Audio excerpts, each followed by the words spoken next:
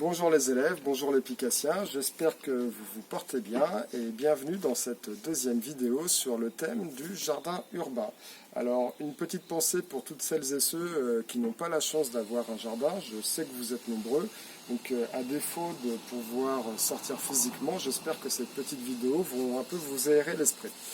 Alors, je vous ai expliqué lors de la première vidéo qu'il y avait différents objectifs qui étaient fixés pour ce jardin et que l'un d'entre eux était l'aspect ornemental. Alors aujourd'hui, j'ai choisi de commencer par le commencement en vous présentant mon entrée.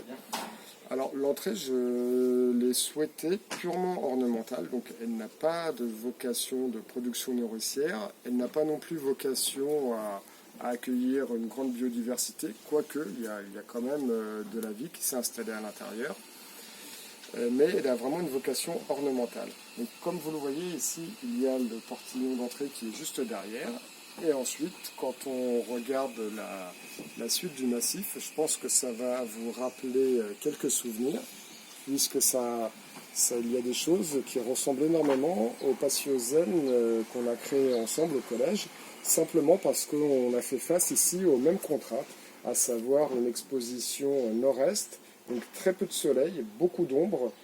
On a un peu de soleil le matin, mais très très vite c'est entièrement ombragé, donc il fallait des végétaux qui supportent bien cette situation.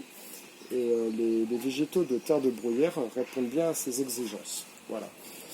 Alors du coup, on a choisi un paillage en écorce de pin pour réaliser et la bordure et le massif. Alors c'est pas un hasard, c'est le même paillage qu'on a utilisé au collège, simplement parce que c'est un paillage qui augmente et entretient l'acidité du sol, acidité qu'affectionnent les végétaux que j'ai plantés ici. Alors, pour délimiter les bordures et éviter que le paillage ne déborde trop sur les allées, j'ai installé des bordures ici en bambou pour leur aspect esthétique, pour leur rappel au jardin zen. Et pour les installer, j'ai simplement percé le fond, inséré une tige filetée que j'ai enfoncée dans le sol. Et ça fait 5 ans que ça tient très bien et que ça n'a pas bougé. Alors sur le choix des végétaux, ici, on a ici une azalée japonaise qui est en bouton, qui ne va pas tarder à fleurir. Ici, on a une hellebore, une rose de Noël, qui est vraiment en fin de floraison. Là. Ça se termine. Elle a des couleurs un peu plus éclatantes en début. Là, ça se ternit un peu. Alors, ici, on a deux arbustes que moi j'aime bien, qui commencent un peu à être sympas. Hein. La taille que j'ai faite ici, c'est quelque chose d'assez long à mettre en place. C'est une taille qu'on appelle en nuage. Alors, la taille en nuage consiste à dénuder un peu la base des branches pour laisser une touffe assez imposante au bout des branches. L'idée, c'est de faire ressembler un arbuste, un arbre relativement jeune, à un arbre plus ancien.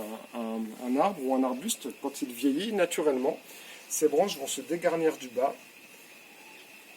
et les feuilles ou les épines, si c'est un conifère, vont pousser au bout des branches. Et le fait de faire ce genre de taille, le but, c'est de donner un aspect un peu vénérable, un peu âgé, à des végétaux qui en réalité sont plutôt jeunes. Alors ici, ce sont deux Ilex crenata que j'ai choisis, parce que ça se porte bien à ce genre de taille, ça c'est la première raison. Et la deuxième raison, j'aurais pu prendre des buis qui présentent à peu près les mêmes avantages, mais les buis sont sujets à des attaques de chenilles qui s'appelle la pyrale. La pyrale du buis, ça a fait des ravages. Ce genre de buis était notamment beaucoup planté dans les châteaux. Et comme c'était planté ce qu'on appelle en monoculture, donc un seul végétal de la même espèce sans rien d'autre autour, quand il y a une maladie ou un ravageur qui se met dessus, eh ben, il n'y a rien pour l'arrêter, il a uniquement sa nourriture et aucun prédateur qui peut s'installer. Donc ces chenilles se sont extrêmement développées en France et les buis sont très sujets. Donc pour éviter ce problème-là, j'ai choisi des ilex. Alors, et ensuite, ici, de l'autre côté, une autre hellebore, une autre rose de Noël. Concernant ici le massif un peu plus grand, la pièce principale, on va dire, c'est cette glycine qui est là, qui est conduite sur tige.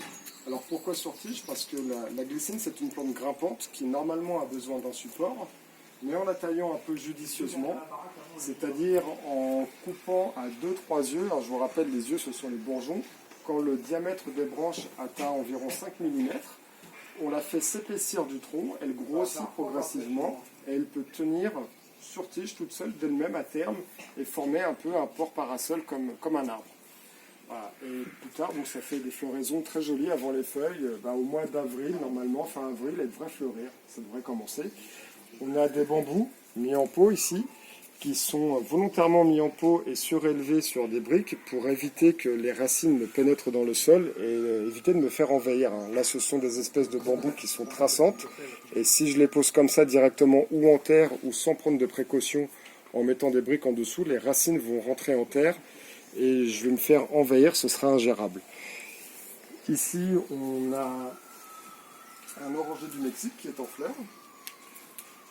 Ici, c'est un petit cerisier japonais, Prunus cerulata.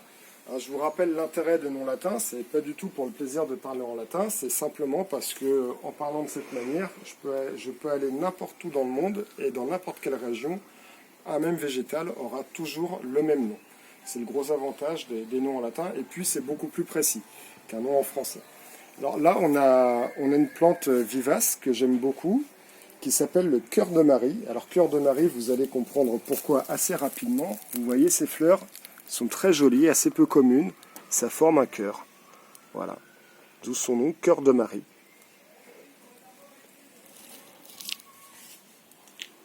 On a aussi quelques euchères qu'on a plantées également dans le patio. Là, vous avez ensuite un Nandina domestica, juste ici. Alors celui-là, c'est la variété Fire Power. Fire Power simplement parce que, vous voyez, là, les feuilles sont à l'extrémité un peu rouges, d'où son nom. Là, vous avez une azalée chinoise qui va bientôt commencer à fleurir. Et ici, un pieris. Et là, des hortensias.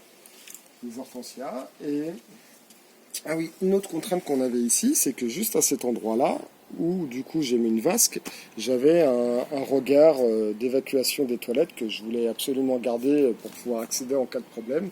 C'était assez peu esthétique et du coup pour le camoufler, j'ai fait ce parement avec les bambous, mis quelques pavés et installé cette vasque. Et ça permet en même temps à tous les insectes de venir boire au jardin dès qu'il se met à faire chaud. Alors, petite astuce ici aussi, vous voyez qu'on a un récupérateur d'eau qui est là. Donc ça me permet de récupérer toute l'eau de pluie qui tombe sur cette surface dure qui est juste derrière. Et le trop-plein, la petite astuce un peu intéressante, c'est que plutôt que de remplir mon récupérateur d'eau et de laisser le trop-plein s'évacuer dans les eaux pluviales, eh bien là je le récupère, je le guide avec ce tuyau et le trop-plein me permet ensuite d'alimenter mon massif sans que je n'ai rien à faire. Ça se fait automatiquement dès que le réservoir est plein.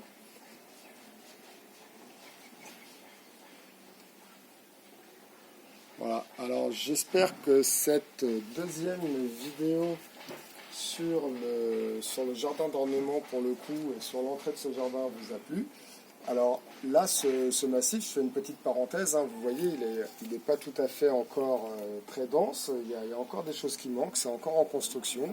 Il y a eu des essais, il y a eu des ratés, j'ai eu pas mal de végétaux qui sont morts aussi, grâce grâce au gros pépère qui est là, qui effectivement, comme tout bon chien qui se respecte, lève la patte sur à peu près tout ce qui pousse ici, et quand il choisit d'uriner plus particulièrement quelque part, la plante a peu de chances de résister. Voilà. Les Anglais disent que les deux pires ennemis du jardin, ce sont les chiens et les enfants, et je confirme, c'est une grosse difficulté de maintenir un jardin en bon état avec un chien et des enfants. Voilà, écoutez, j'espère que cette deuxième vidéo vous a plu. Je vous dis à bientôt pour une prochaine vidéo. Jusque là, portez-vous bien et prenez soin de votre jardin. Ciao, ciao!